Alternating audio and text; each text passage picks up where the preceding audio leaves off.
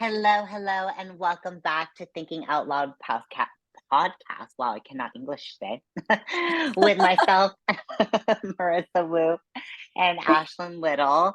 Welcome back. We've had a few weeks off because life has been lifing. Lots of big changes. I just moved to Miami and I just got to see Ash in person. So sorry, guys, we've been a little MIA, but how are you, babe? How are you doing? I'm good. I know we had so much fun. It was so good to see you. I actually got sick and she was taking care of me, so I was just like this is perfect cuz she's like the mom. What I was gonna say, what's new? I anytime Ash is with me, I'm like, she's my child. I will take care of Cook me all the meals. her. What put on good shows on Netflix.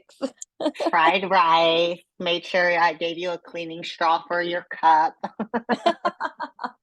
Oh my gosh. I Yeah, it was ordered these fun. like so you know how everyone has, I'll just let them know. So everyone has those like Starbucks tumblers with those straws and the cap that's like in it. Well, the gross thing is like you can't really wash it unless you have one of those like long cleaning straw things. So I ordered like a 10 pack from Amazon and they came in when Ash was here. And she's like, what are those? I was like, oh, I ordered 10 here. You can have one. I was like, Merry Christmas, Happy Birthday, Happy Valentine's Day. I haven't seen you for 9 months. So here you go. Here's a straw cleaner. Dude, I can't believe it's been uh, that long since we've seen each other. It's crazy. Literally, I know when I saw you, I was like, oh my gosh, I haven't seen you for like 9, 10 months. And she's like, no, you saw me in 2022. I was like, no, Ash. I was here It in felt that June. long. I'm not even kidding you. It seriously No, felt it like it was a whole did. year. It's because when I did see you when I competed here in June last year, we only saw each other for like I think it was a day, literally, because you came home right when I was leaving and I stayed at your place. But you cannot, we cannot go that long without seeing each other. It's just not okay. Absolutely not And okay. now you live 4 hours away from me, so that's I close. know. And we're on the same time zone. So I'm so happy to be here though. Like life is just it just feels right here. I know it sounds cliche, but I feel like I should have moved here a long time ago. But you know what? We're here now. It's done, and I'm not leaving. You're stuck with me. Yes, I'm so happy that you're here, and I'm glad that the move went good. I know it's always stressful moving, like, anywhere, but especially when you're moving across the freaking world, I know, it's even more stressful, literally. so I've never moved across the country. So it took forever for my stuff to get here because they only give you like, they give you basically a 7 day window. They're like, oh, we could be there on Monday, but we could be there on Saturday. Like, I'm like, okay, I'll just sleep on the ground. It's fine. We're fine. oh my gosh. I know, then whenever we moved, because I moved from Arizona all the way over here, it took us, like, 3 days to get over here. And we had I all of our remember. stuff, Yeah. and it was like then when we finally got here, we were so exhausted from, like, just packing everything up and then traveling over here that I was just like, "I don't even care about sleeping on the floor right now because I don't wanna unpack anything." No, at that point, I was just so happy to be here. I was like, no, I'm fine. Like, Martha and Jody were like, do you just want to sleep at my place? Like, until your stuff gets there? I'm like, no, like, I'm in my place. I have a little mattress topper. Like, your girl is fine. Simple life, simple living. We're good. I love it. Ah, me too.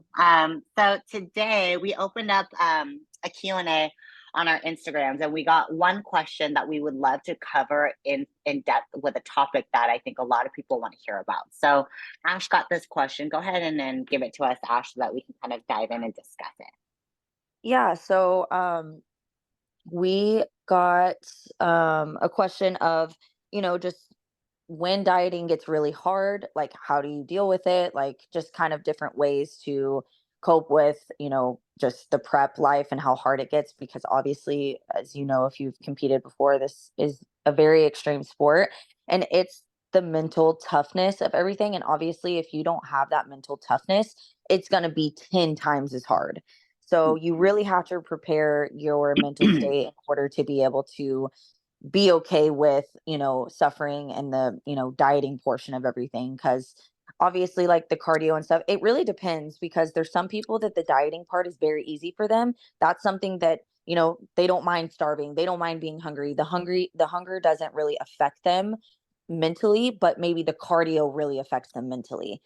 Some people get really bored, on cardio, and it's like they constantly have to find, things to watch or listen to or whatever to pass the time. And there's people that just hate cardio, and then there's other people that are the opposite.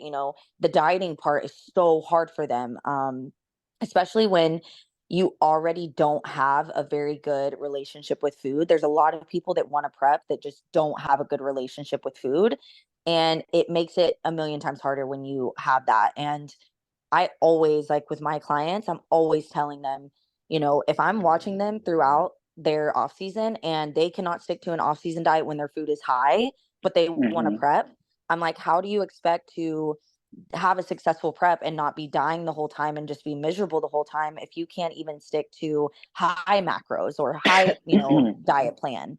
Um, Yeah, it's so I go ahead, Go sorry. ahead. Go ahead. I do think it becomes a trend. It's like a mechanism. Okay, when we're in off season, we don't have a show date in mind, so it's hard to stick to a plan and focus on that. But the overarching goal is long term. So your off season is when you are preparing your body and your mindset for a prep. So just as Ash said, it's like you have to think, okay, year round, you're preparing for the stage, no matter if the goal is 6 months away or 4 months away. It's still very much so. The approach is, okay, I'm feeding my body, I'm fueling it to grow just as much as we're feeding and fueling it to maintain and push throughout a prep. Yeah, and you also have to take this into consideration too, like, when you are in an off season, your whole purpose and goal is to be as consistent as possible because that's what's going to give you the best results to set you up for a very successful prep. So you have to look at, okay, what are the things that I'm good at? What are the things that I struggle with the most? The things that you struggle with the most are the things that you need to be working on every single day to make those things your strengths. So your weaknesses are what you need to be like focused on and honed in on in your off season, because those weaknesses are, the more you work on them, the more you actually can be like, look, this is like, be honest with yourself. This is a weakness for me. Diet is hard for me. This is something that I struggle with. Okay, so if this is something that you struggle with, this is something that you need to focus on the most in your improvement season, because it's exactly that, an improvement season. What are we here to improve? We are here to improve your weaknesses, which could be diet, your habits, your daily habits. So if your daily habits are something that, is the diet that you struggle with, that's something that you really need to focus and hone in on. If you keep neglecting it and you keep pushing it off and you keep saying, well, when I'm in prep, I'll stick to it. When I have a goal in front of me, I'll stick to it. But you have to realize, just because you don't have a show doesn't mean you don't have a goal. At the end of the day, you still have a goal, and your goal is to improve. So you need to take those things seriously and be like, okay, if this is my goal right now, my goal is to improve, right? That's the whole entire goal here, is to improve. That means that I want to improve my diet, I want to improve my daily habits, and then the body and the physique are going to come with that. The more you're focusing on the things that are your weaknesses, the better you're going to get, and the better your body's going to respond, and the better you're going to look. So I feel like people look at just the body, or they look at just the physique, or they look at just the ending of, where they're at, and it's like, no, you got to take this and start from the very beginning. You got to pick apart each little thing that makes you weak and makes you not be successful. You got to take those pieces and make them great, and the only way to make them great is by really focusing on them and really, like, doing the hard shit and doing the shit that you don't want to do. Because the more you can start finessing the shit that you don't want to do, the more you can get better at the shit that you don't want to do, the easier it becomes, and the better it's going to be as far as, like, the execution. The execution is going to become easier because the more you work on it, the better it gets. It's just like practice. Like, practicing, like, everyday posing.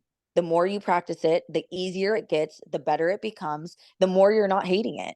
So it's really just a cycle of things that I feel like that people push little things apart, like, far away. They're like, no, this scares me. This is hard. I don't want to do this.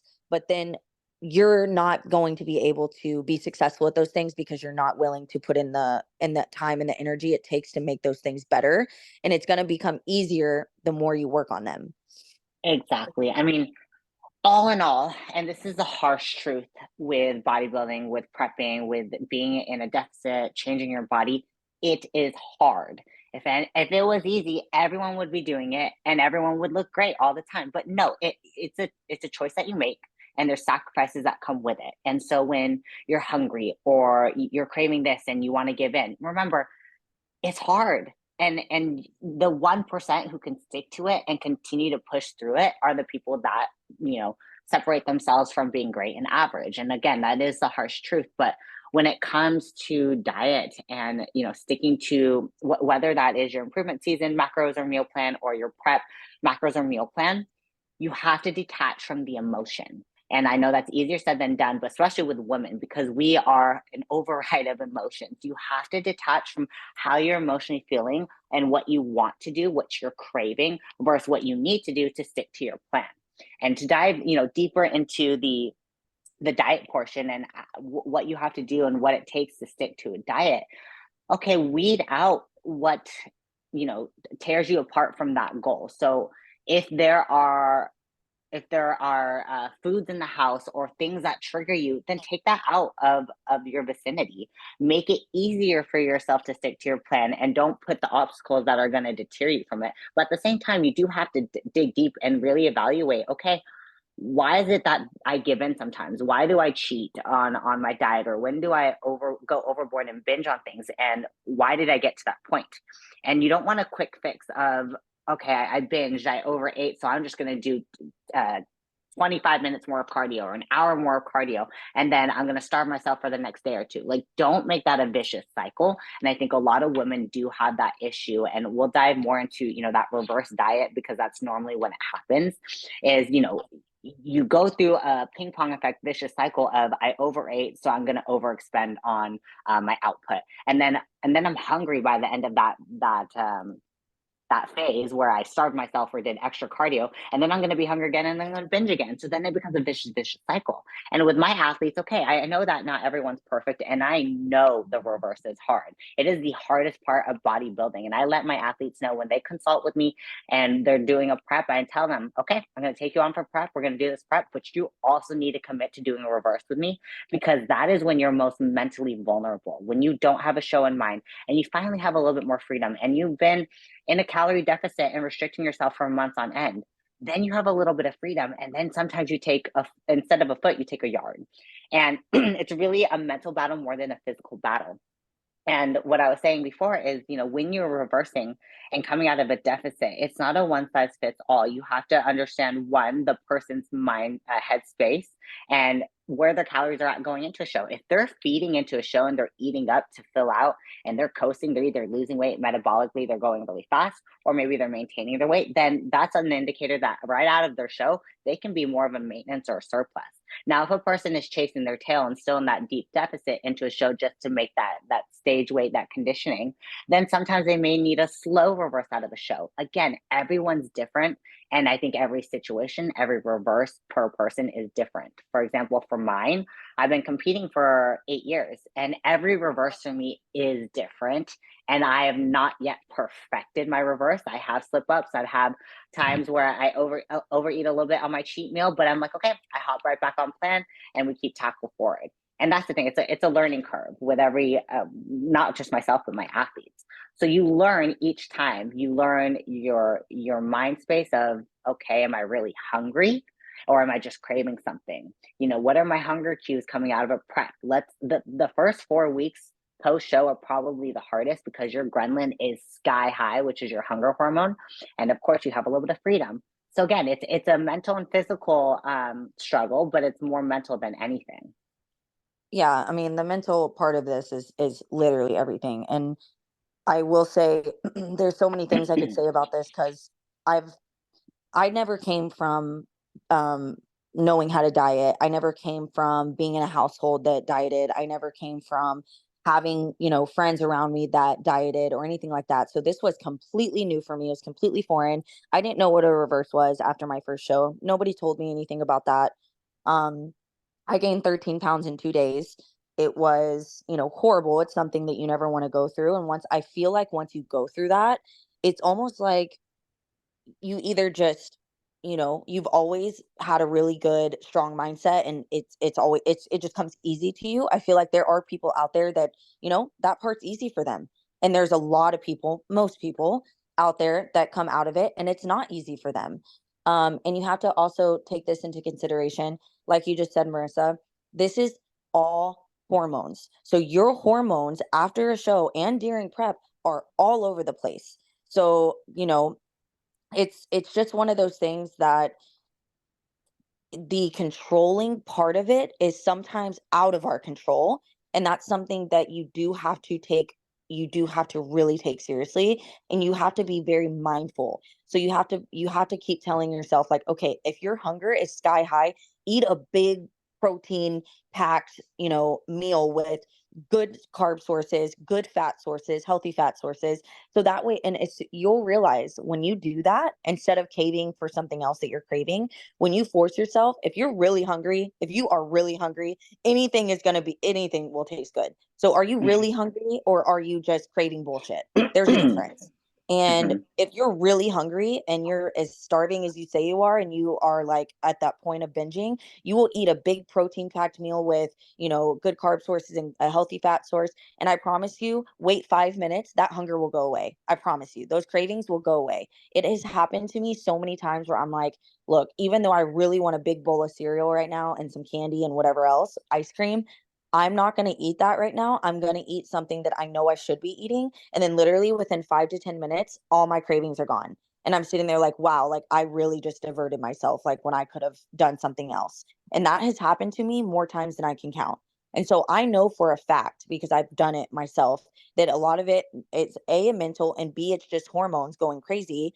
And when your hunger is at that point, when you force yourself to do something and be like, even though I really want ice cream, or pizza or whatever it is, I already had my cheat meal yesterday. Even though my cravings are high today, I'm going to really stick to my diet and just eat, more food. Let's say your cravings are too much. I would rather my athletes be like, look, I had a little bit more oats and a little bit more rice and a little bit more sweet potatoes, in my meals, because I was so hungry. I just had a little bit more of that. I would much rather than do that than go and binge on something else and completely trash their diet and trash, the way that they feel mentally, because that's going to keep them mentally in a better spot, and their body's going to respond way better.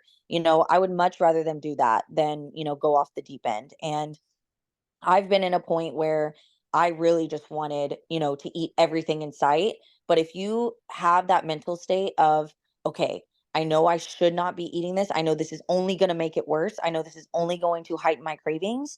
Then once you know that and you actually go towards, the good foods that you're supposed to eat, even though mentally you don't want it, if you eat that, your body is going to be satisfied. Mentally, you're going to feel relieved after. Because do you feel relieved after you binge? No, you're No. mad at yourself. You are so pissed. You're just like, "Oh, why did I do that? I feel like crap now. Now I feel guilty." So you also have to take into consideration all of the effects afterwards that come with it.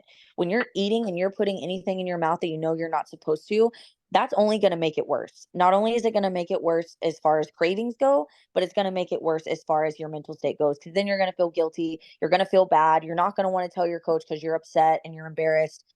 All of the effects come with that. So before you put anything in your mouth, think about how you're going to feel after, because the more you can think about what's going to come after this, then that's what's going to keep you, staying on track for the most part. And don't be mad at yourself if you have a slip up. That's normal. It's how do you control this slip up moving forward? Exactly. I mean, a quote I always say to my athletes if something happens, and even to myself, temporary satisfaction versus long-term results. And of course, it's very hard in the moment to think, okay, let me stop, let me step away and think, how does this make me feel now versus how it's going to make me feel later? But that is something to keep in the back of your head, or even freaking, type that up in your notes, screenshot it, and put it as your freaking screensaver if you have to. But at the end of the day, like what you're saying is, okay, first off, fuel your body with good foods. Your body, if you start feeding it junk food, it's going to crave junk food. You start feeding it whole, dense, nutrient dense foods, it's going to crave that, and it's going to stay satiated much longer with whole, nutrient dense foods. And again, it's easier said than done, but you can find ways to make your meals fun and enjoyable in the way you cook it, the way you season it, and still like it. On refeed days, honestly, don't get me wrong, I love food. I'm a big foodie, but I also like my whole foods that I can make at home. So it's about finding that balance of good foods that are going to fuel you, but things that you enjoy. You don't have to suffer through it. You don't have to eat plain tilapia and rice every day. You can cook things the way that you like it, both in your off season and your prep. But just like what you're saying, it's thinking about the long term effects, and also, like we were saying, is don't dwell on it. If something happens, if you slip up, okay, you're human, but don't dwell on it, because the longer you dwell on it, the longer you're going to be in a bad headspace. And the biggest thing with bodybuilding is put one foot forward. Okay, we all have our bad days. There's the ups and downs. Progression is not a linear traction. You have to be able to be like, okay, I made a mistake. I slipped up. Let's keep pressing. And I'll share like my experiences too. Like, I am not perfect. I am an athlete who's always learning and a coach who's always learning as well. My very first prep in 2016, I did 5 shows and I did not know what I was in for, but it was a long season. And by my last show, I was freaking starving. Mind you, I wasn't really well versed with nutrition to the point where my coach gave me macros, but I was making my own meals. I was eating cereal almost every meal. I was eating like a protein ice cream every meal, using fun ingredients, fun foods that weren't really conducive to peaking me. And obviously, my digestion wasn't great. My hunger was high, and I binged. It was like 2 weeks out from a show, and I called my mom, and I was like, "What the hell am I doing?" My mom was like, "What are you doing? You're 2 weeks out. Get your shit together." I was like, "Okay, mom." Okay, mom. But that's also something, I could have called my coach, but in that moment, I just wanted to call my mom because I was like, "What the fuck?" But something I always tell my athletes, I'm like, if you are on the verge, if you're holding that candy bar in your hand and you're in the kitchen and it's 12 o'clock at night and you're about to take a bite, text me. Like, hopefully I'm not asleep, but just text me. Like, let me know what's going on through your head instead of hiding from me. The last thing I want you to do is hide from me, because if you don't tell me things, then I can't help you. Yeah, 100%. Always, be honest with where you're at. Um, especially to your coach. And I mean, you always want to have a coach that's going to be willing to really just help you get through those times, because I mean, I've been through it numerous times, especially in the very beginning stages. And this is the Mm, thing. It's going to progress. It's going to get easier. It's going to get better. Like I stated in the very beginning of this podcast, you don't just come off the bat, especially when you're a new competitor, you don't come off the bat just like super strong willed. This is easy. Like, oh my gosh, yeah. I can handle anything. Like, no, you go through stages and you get better and you start realizing what's important and what really damages you. And metabolic damage is the one thing you do not want to do to your body, because coming back from that is almost impossible. There are people that have taken years to get their metabolism back to a healthy metabolism to where it's actually functioning properly. So metabolic damage is something that you never want to get, twisted up in. Like that is I tell my athletes all the time, I'm like, this is why it's important, because you don't want to ruin your metabolism coming out of, a show. Your body is so sensitive, and your mental state is sensitive, your hormones are all over the place, they're still trying to balance themselves out. And I always tell my athletes, you are a robot in prep and you are a robot in reverse. Nothing changes. Hmm. Nothing. Yes. You got to do the exact same thing until your body is up to a point where metabolism is in a good spot. You got your calories to a good spot. You are getting the cardio down. You are getting those hormones back in place. Everything is a process. So coming out, just like prep is a process, reversing is also a process. And that is something that you need to take just as seriously as prep. And just because you don't have a deadline in front of you, what should be important in your mind is telling yourself, I don't want to ruin my hormones. I don't want to ruin my metabolism, and I want to make sure that everything is functioning properly. And you can ruin that in 2 weeks. Just as much as hard work that you put into, you need to think about how much work you just put into and how you don't want to ruin that, in a matter of a week or two. And it's very easy to do. So you need to take that very seriously and just continue to tell yourself, I'm still in prep right now. I'm still prepping. The goal is to get my food up. The goal is to get my cardio down. The goal is to keep my body satiated. And until then I'm still in prep. And so that's really how you need to come out of a prep, is knowing that you're not done. You are not done. You're not done until your body is leveled out and your calories are up and your cardio is down. That is whenever you're done. So I always tell my athletes, like, I know that it's hard because you're not stepping on stage, and that's the hardest part, is that you're not in a bikini stepping on stage. But health should be more important than stepping on stage. Health is Mhm. always going to override anything else. And just because people aren't seeing you in a bikini doesn't mean anything other than the fact that you have to live in your body. So it is what's more important, people seeing you in a bikini on stage and you looking your best, or your overall health and mental state and making sure that your body is functioning properly and you're not damaging anything. To me, that's way more important than being on stage and looking good, period. So Yes. it's like you And gotta really take that seriously coming out of a prep. and like we keep saying, it's I know it's easier said than done. In the moment, you're like, I don't care. Like I'm not gonna show my half naked body in front of a bunch of strangers or my family or friends, but your mental state is and I'm being very honest, your mental state is not going to be in a good place when you see your body go from whatever percent body fat you are, lean, shredded to the bone, to literally gaining 15, 20 pounds in a month. And it happens to the best of us because that reverse is hard. But something I always tell my athletes and myself as well is be very honest with yourself. What is it going to take to make sure that you stick to this reverse? How can you set yourself up for success in this reverse? And let me, as your coach, know what you need. I have athletes checking in more frequently in the reverse than they did in their prep. And I said, if you need to check in 2 to 3 times a week just to make sure that you're accountable, so be it. We'll check in Monday, Wednesday, Friday, or Monday, Wednesday, Sunday. Do you typically try to binge on the weekend? Okay, we're going to check in Monday, Wednesday, and Sunday, and Monday again, because that's going to be that tipping point, because you're going to know that you're going to have to check in with me. And again, going back to how do you set yourself up to be accountable and successful is let your peers and your friends and your significant and your significant other and family know. Just because I'm done with the show doesn't mean I get to go off on a binger. I can't go out and eat with you guys every night just because I'm not doing the show. And trust me, it's very, very hard for the people around you to understand if they're not in this industry.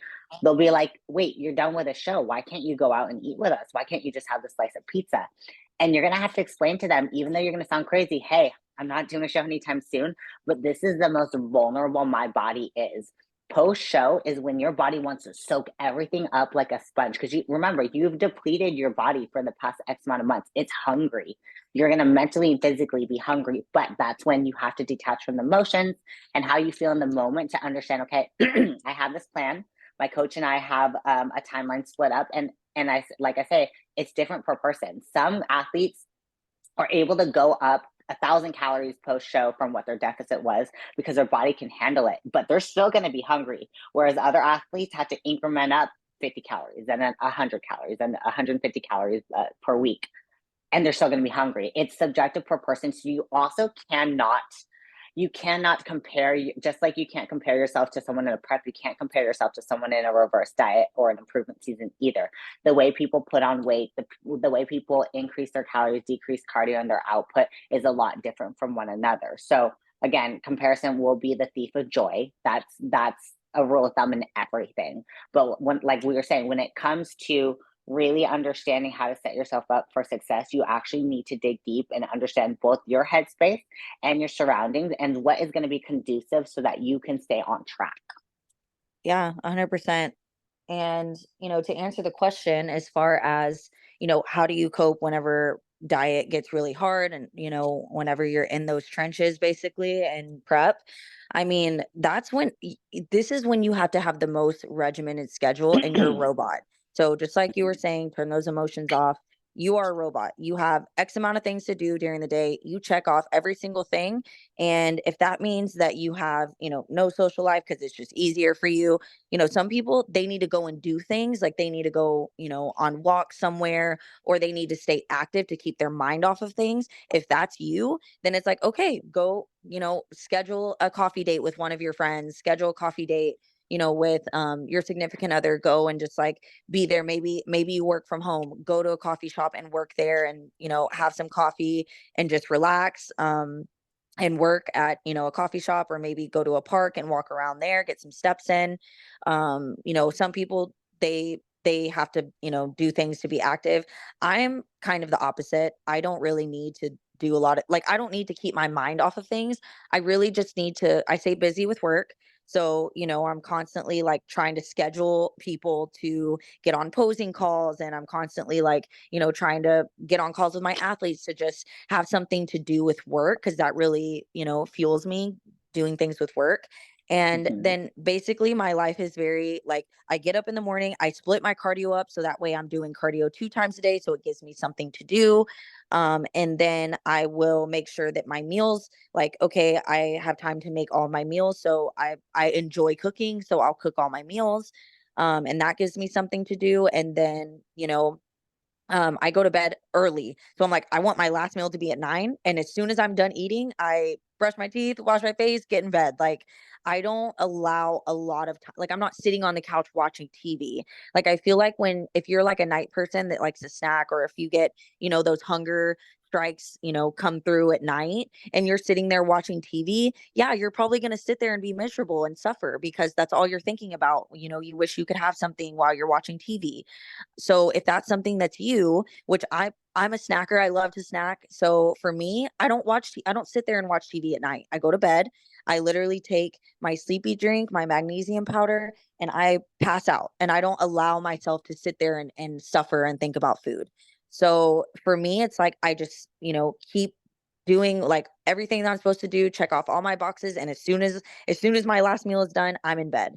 And I feel like that if you can schedule your life like that and really just kind of, do the things that you need to do, work, take care of the kids, whatever it is that you need to do, stay busy with those things. And then, once your last meal is done, don't sit around and wait up. Like normally, there's some people that like to play on their phone at night before they go to bed. If that's you and you're noticing that those are the times that you're the most hungry, then that's something that you need to take out of your routine, and you need to just be like, all right, I'm going to bed now because I already know that I'm going to sit here and I'm going to think about food and it's going to be hard. And, just eliminate the things that you are noticing that, if you have a big gap in between your day and you're like, oh my God, I don't know how to fill this time and I'm hungry, then go for a walk somewhere. Like do something that's going to, make it easier for you to not think about those things.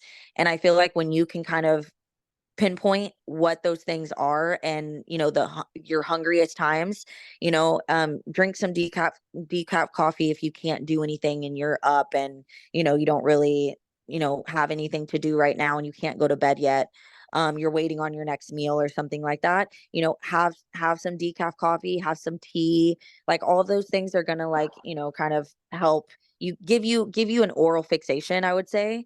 Mhm. Drinking something, drink more water. I'll be honest with you, water does not make anything better for me. I'll be honest. I So know there's you always struggle with your water. I'm it's always just like that doesn't do anything for me. Like even if I'm full, I'm like full of water, my belly, I'm still hungry. So that doesn't really do anything for me. I would say decaf coffee, and teas.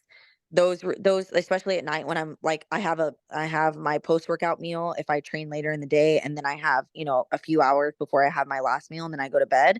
During that last, I'll save some work so that way I have something to do during that time, and I'll just drink some tea or some decaf coffee, and do the rest of my check-ins, do the rest of my work, do whatever I need to do for the next day, check emails, and then I'll have my last meal and go straight to bed.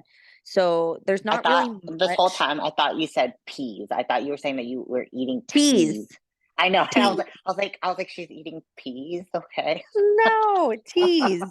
So yeah, and then there's like little hacks you can do, like if you want to cut up some cucumbers and put, cinnamon stevia or, a flavor on there or something, you can do that too. I don't that's if I'm like in the trenches. Like I'm like, oh my God, if I don't put something in my mouth right now, like I'm gonna freak the fuck out. Like I have those days. It's not like constant, but I do have those random days. And I think everybody has those.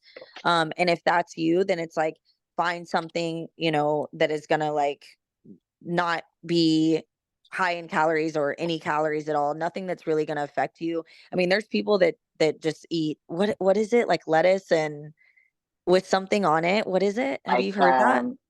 I might have done it like a long time ago. I used to do it's called Colonel seasonings. There was like a ranch seasoning or like the That with lotus lettuce. seasoning. Yes. Yeah, I used to do that. Like when it was it 2017, 2018.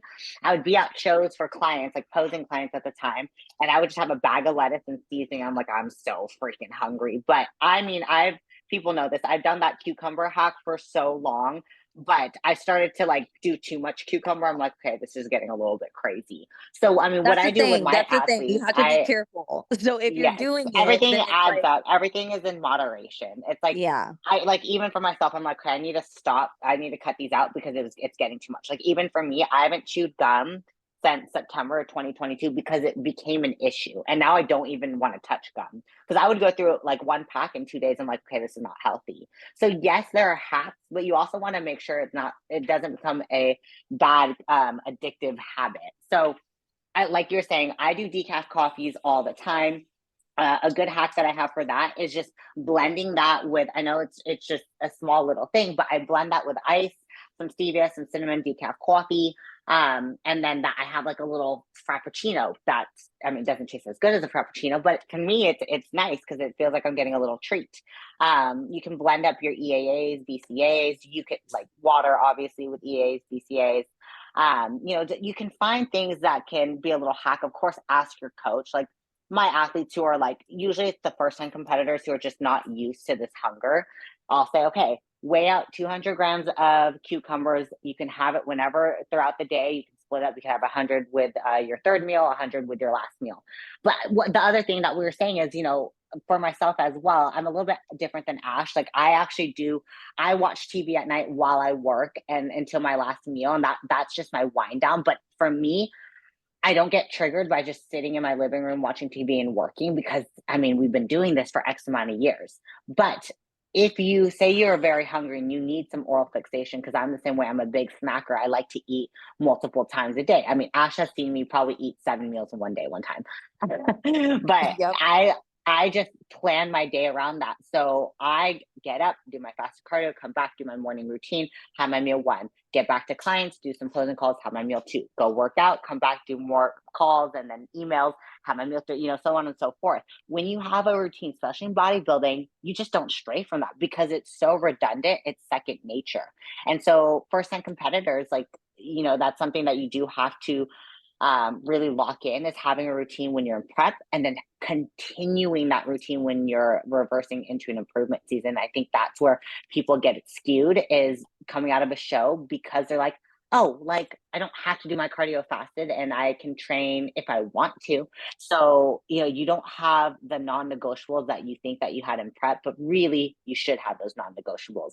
That prep transition into that improvement season, everything should stay the same as far as your intent in your nutrition, your training, your cardio, and your routine and your meal timing, because your body is going to be so out of whack and skewed if one, you're eating off plan all the time, and then two, you don't have a routine to follow. It's basically like you're shocking your body and saying, hey, I just taught you how to be so disciplined for the last 4 or 5 months, and now I'm just letting you have a free for all. And your body's like, no, what? Why? Like, why are you doing this to me? So it's very much so having that mental strength and telling yourself, no matter what, no matter how many times people invite me out to eat, no matter how much more calories I have, I need to stick to this plan. And it takes some time. And like we said before, it's not. There's some people who have an amazing first reverse. I have a few athletes who just nailed their first reverse, and I was surprised but very happy for them. But it's not going to be perfect. You are a learning curve. You're going to learn your body and your mind through every prep and every improvement season, and take note of that. Understand, okay, each time around I'm getting better and better, and give yourself some grace because like we said, we are not perfect. And what we do in the sport with the dieting and the intense output, it is not normal. We are fighting against every natural urge in our body. We're starving ourselves. And when our body's telling us that it's hungry, we're not feeding it. We're sticking to, the training and the cardio when we're tired. All of this is fighting our natural intuition to stay healthy in a sense. Our body's like, hey, I'm hungry. Hey, I want to rest. But sometimes when you override that to stick to your plan, then your body starts to click, okay, I'm getting more calories even though I'm hungry. I'm slowly getting more. I'm slowly starting to stabilize with my hormones. And then once you're at that point, then you're going to be able to have more free meals, more intuitive eating days. You just have to get past that point of letting your body stabilize. Yeah. And I know no one's gonna want to hear this because, it's just it is what it is. But sometimes you just gotta sit in it. You just gotta be like, all right, it's working. It's working. I'm hungry and this is how it should be. What would you rather have? Would you rather be in prep and not be hungry at all ever and not really feel like anything's actually working? Then you're gonna be like, is my plan even working? Like, I'm not even hungry. Like, this is weird. So when you get those effects, you gotta just tell yourself, my fat is dissolving right now. I am Everything is working exactly how it should. I'm getting leaner. Everything that I'm feeling right now is exactly what should be happening, and that means that it's working. The plan is working. I'm progressing. I am changing. My body is evolving into what it needs to be into. And then same with reverse. If that metabolism is just on fire, that's a good thing. It's actually a good thing. And I feel like that if you can be like, all right, this is good because that just means I get to eat more. That just means that next time I check in, she's going to give me more food because my body is on a roll right now. So Mhm. I think that if you shift your perspective into thinking as it's a good thing that you're feeling this way instead of just dwelling on it and being like, God, this sucks, sit in the suckiness and just be like, this is where I should be. This is how I should feel. Everything's working. I'm happy. Like when I start feeling those feelings, I'm like, we're in it. We're here. I'm prepping. we're, This is how it we're should in the be. grind. Yes. Yes. So not I not think the everyone's biggest thing is that. and not everyone, like, again, it's subjective per person. Not everyone has to suffer in the trenches, but everyone's suck is their own suck. So embrace the suck. And just like Ash said, if it's hard, if it sucks, it's 100% working. Your body's in a deficit. Your body's gonna be hungry when we're trying to lose body fat, when we're pushing it to its limits. So rewire your brain to understand, like, hey, I'm in this to step on stage in front of judges to critique my body. Okay, I need to understand what it takes to get there. And your coach should also be explaining this to you. If you're hungry and you don't understand why, okay, just ask your coach, hey, is this normal? And more likely than not, they're going to tell you absolutely it's normal. Just sit in it, embrace it. And the beauty of this is at one point, typically this is how it should go. At one point, you're going to be able to reverse into that show or coast into the show.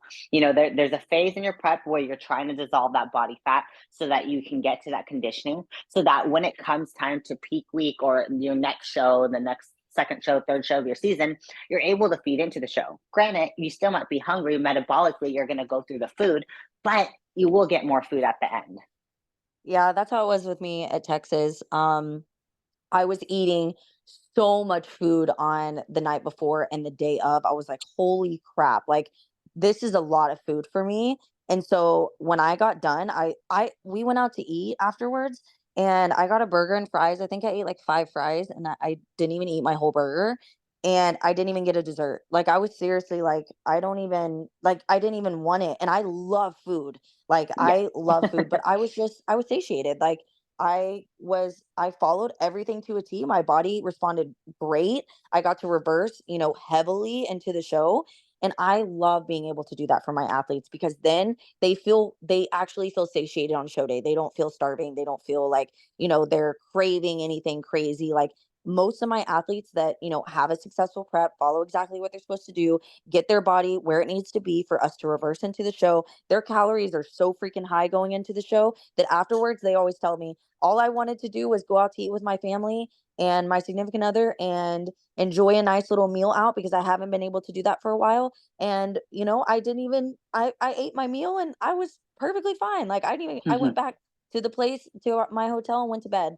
And then they wake up in the morning and they're like, I was ready to get right back on, my meals because they didn't binge at night. They didn't have all that sugar at night. They didn't need it because they were satiated. So I feel like that when you're in a good spot and you get to have those high calories going into shows and you're not like starving, then you're like at a really good place. And I feel like that when you can have a good coach and have a successful prep and you are adhering to everything and your body's responding how it should, you won't need to feel like you're not going to have those feelings of like, oh my God, I need to have sugar right now. Like, you're not going to feel that way because you're going to feel satiated.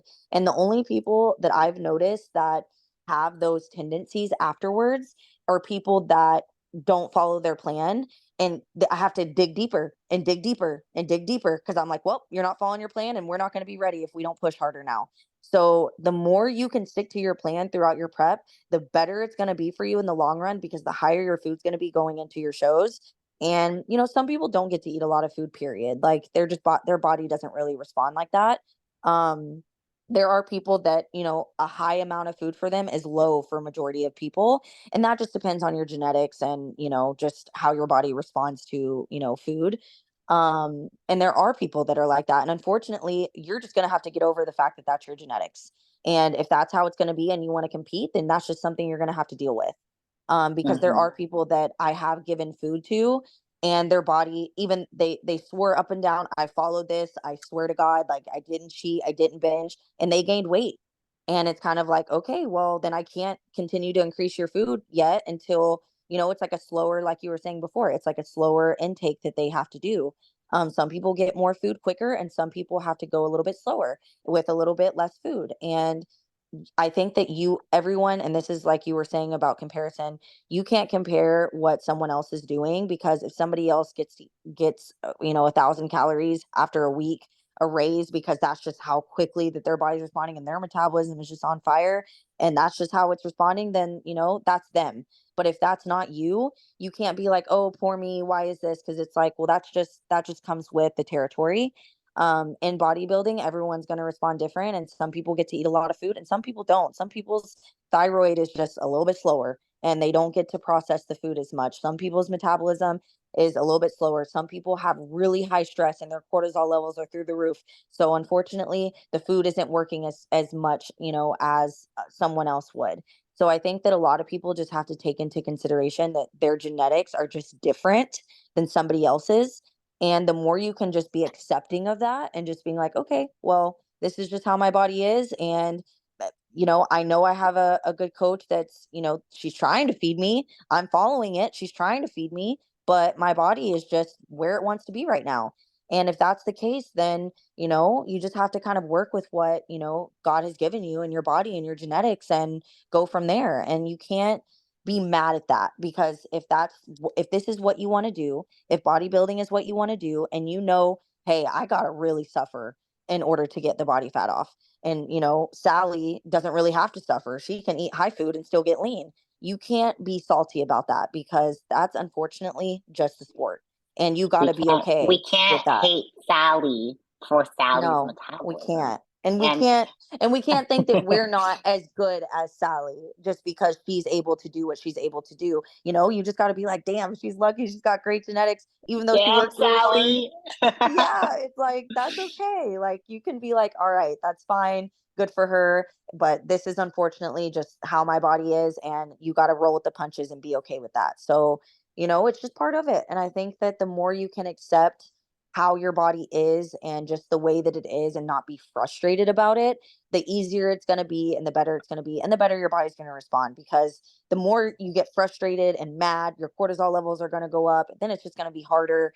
And you can't do that. So it's just allow your body to do what it does best. Be okay with taking things a little bit slower, digging a little bit deeper if you have to, and then going from there and just being like, all right, well, in my off season, I really can't get super high in food because unfortunately my body doesn't handle it very well.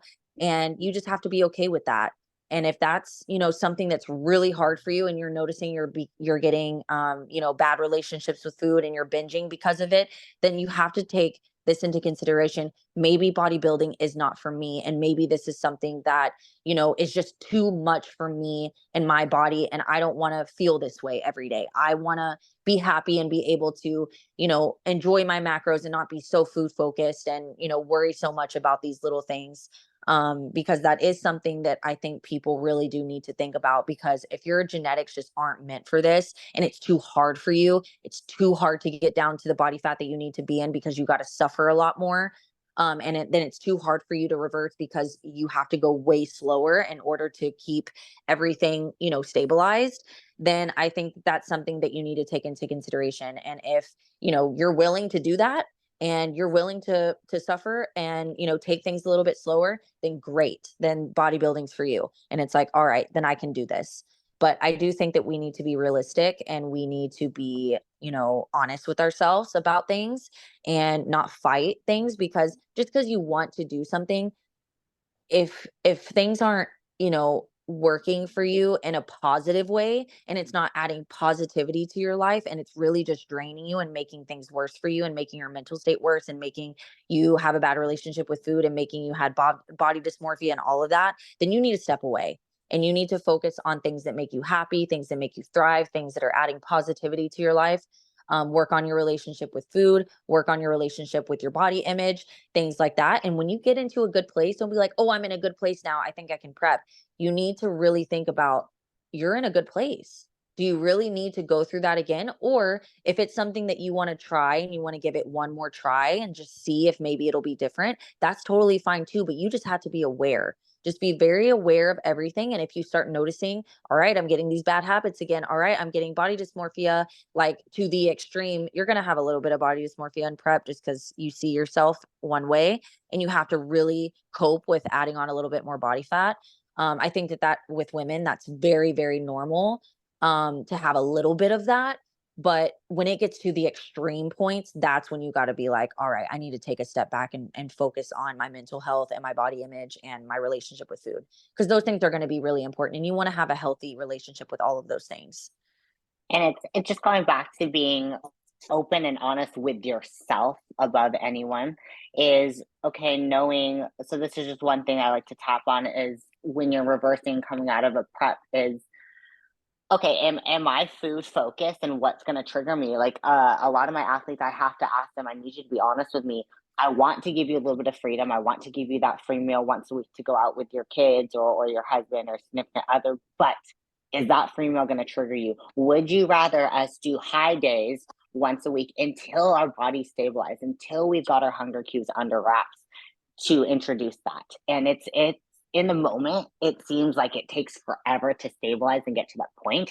But just know that the patience in this process is going to pay off in the long run. Because, like Ash was saying, you don't want to develop a worse or even bad relationship with food coming out of a show. Your body dysmorphia, your relationship with food is going to be a bit skewed. You already know you've been tracking things to a T for X amount of months. Now, coming out of a show, you still have to do that. So, what is it going to get to? Not just get your body to a good place and healthy, but your mindset. And like Ash said, you have to be very brutally honest with you. This sport is not for everyone, and it's really good that you can try it, see if you like it. Do you like being on stage? But do you also enjoy the process? If you utterly hate the process of prep, the 4 or 5 months that you're in prep, and only like the 1 minute that you're on stage, then you do need to reassess if this sport is for you, because then you are going to be in for a hell ride if you don't like prep, but you only like the few minutes that you have on stage. And you can still be healthy. You can still live this lifestyle without stepping on stage, but you can find it where you're in a good place where you don't have to get so lean and so conditioned, and still enjoy food out and still enjoy having that leniency. And so when you go into this, you really have to assess, okay, is this made for me? And it's okay if it's not. It doesn't mean you're any less of an athlete. It doesn't mean you're not hardcore. It just means, hey, this maybe isn't the right fit for you. Yeah, 100%. And it doesn't mean anything. It just, you can thrive in your lifestyle and look the best you've ever looked and not ever step on stage. So Yes. like you just got to think about what is going to make you the happiest. And yeah, competing and being on the stage and stuff, that's fun. Absolutely. And when I retire, of course I'm going to miss it, but I'm also going to be so happy thriving and building the physique I want to build for myself and not for the stage. So I think Yes. that you can find things that, you like outside of that.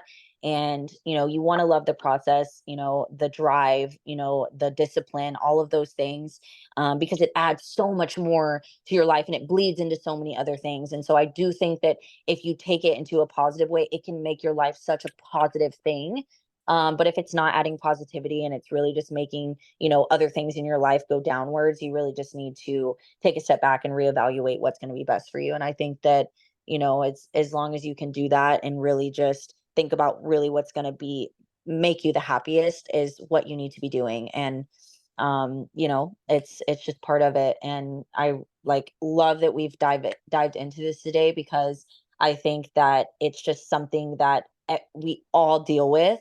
And I think that it's something that needs to be discussed a lot more, because no one's perfect, and you're going to have, solid reverses, and sometimes you're going to have crappy ones, and you can't beat yourself up over it. You just have to learn from them and take what you've learned and try to put it to your next one.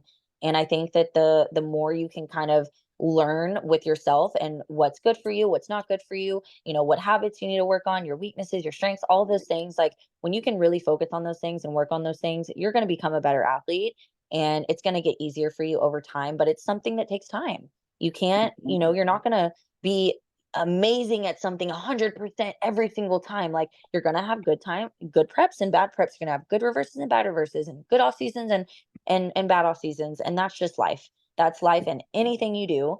And you have to be okay and learn how to roll with the punches, and, not beat yourself up over those little things. But I think that, it's really good that we talked about this today. And I hope that we gave you guys a lot of insight on everything. And of course, we always appreciate you guys joining in, and any feedback, please let us know. And anything that you guys want us to cover, please let us know. We are all ears.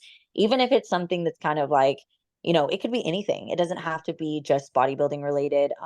It could be something that you guys have maybe dealt with yourself, and it's something that you want to know if this is common, or if we've dealt with it before. And we deal with a lot of athletes, so I'm sure that we have. If it's anything in the realm of, fitness, bodybuilding, bikini, mental health, training, anything at all, diet, whatever. So if you guys have anything that you want us to discuss, please let us know. Yeah, we are an open book, and we love when we get questions that allow us to dig deep, because this is what this platform is all about. We show our coaching, we show our workouts and our preps online, and we of course want to share more in depth about those things. But anything else that you guys are wondering, have questions on, please don't hesitate to reach out and ask us, because the more you ask us in depth, the more that we can elaborate on things. We want to share not just our bodybuilding and coaching careers, but our life with you. So we love you guys so much. Thank you all for tuning in. And we hope you have an amazing rest of your week and a happy Easter. I hope Yes, that you happy have a happy Easter. Easter. Happy Easter. All right, guys. Well, we will tune in again, probably next week. So Yes, get yes. your submissions in as far as like what you want us to discuss, and we will hop on next week. And please like, subscribe, share, all of the things. We really appreciate you guys, and have a good Easter. Love you. Bye. Bye.